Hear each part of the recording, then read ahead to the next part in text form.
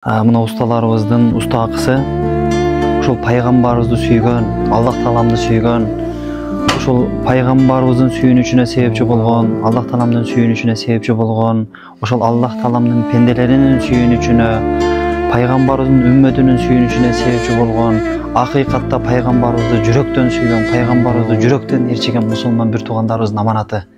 Эмнеге?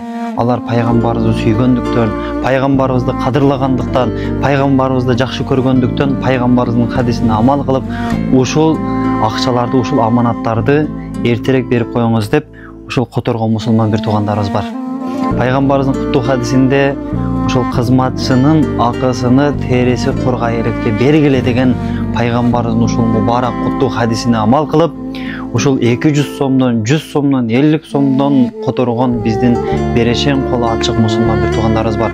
Ал инсандар кандай инсандар? Алар жакшылык кылып жаны тынбаган, жакшылык кылып чарчабаган, башкалар жамандык кылса булар жакшылык кылган, башкалар кордосо булар коргогон, бирөөлөр алсыздарга зулум кылса булар алсыздардын күчтүү болушуна себепчи болгон, бирөөлөр ыйлатса булар ыйлагандардын көз жашын арчыгандар, жетимдердин башын сыйлаган Аллах Тааламдын жер бетиндеги достору. Бул аалам сакталып турушуна себепчи болгон инсандар десек дагы болот. Ушул усталарыбыздын ушул жетекчисине, башчысына, амир сабына, ушул устабызга баш ийип иштеп аткан командасына дагы Аллах Таалам ыраазы болсун. Негизи 5000 эчтемкени чечпейт, бирок сиздин бир сомуңуз сизди тозок отунан сактап калышы мүмкүн, бейишке кирүүңүзгө себепчи болуп калышы мүмкүн. Эмнеге? Алла Таала ким канча бергендигине карабайт, ким кандай ниетте бергендигине карайтчы.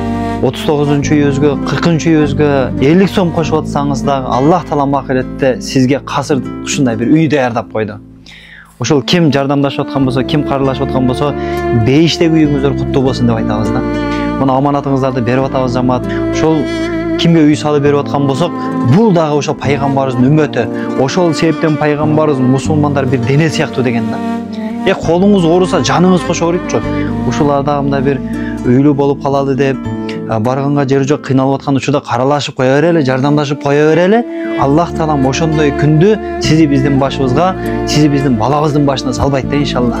Алла Таалам мүмкүнчүлүк берип атат, ошол мүмкүнчүлүктү Алла жолуна коротуп калбасак, иштетип калбасак, кыямат күнү өкүнүп калабыз. Ошол сарптабаган дүйнөбүз биздин сүйүнүчүбүзгө, кубанычыбызга эмес, акыретте өкүнүчүбүзгө себеп болот. Себеби алымдарыбыз айтып атат, баарыбыз угуп атабыз, баарыбыз көрүп атабыз, баарыбыз билип атабыз, баарыбыз туюп атабыз, баарыбыз сезип атабыз. Аллах Тааланы унуттура турган, дүйнөгө караганда Аллах Тааланы эстете турган, Алла Таалага жакындата турган кайгы, бактысыздык жакшы деген да.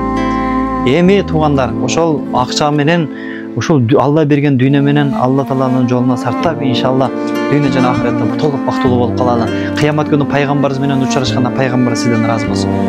Бели жерде инсандар кимге кандай айтат билбейм, бирок сиздердин ушул жакшылыгыңыздарды Аллах Таалам периштелерге мактанып атат. Көрдүңөрбү, менин пенделерим бири-бирини менин ыраазылыгым үчүн жаш көрүп, бири-бирине жардам берип атат. Айтайын дегеним, Аллах Таалам мактаган, Аллах Таалам сүйгөн, Аллах Таалам өзү ыраазы болгон инсандардын катарын толуктан Аллах Таалам баарыбызга мүмкүнчүлүк берген болсо, мына аманатыңыздар көз тийбесин. Аллахым ыраазы болсун.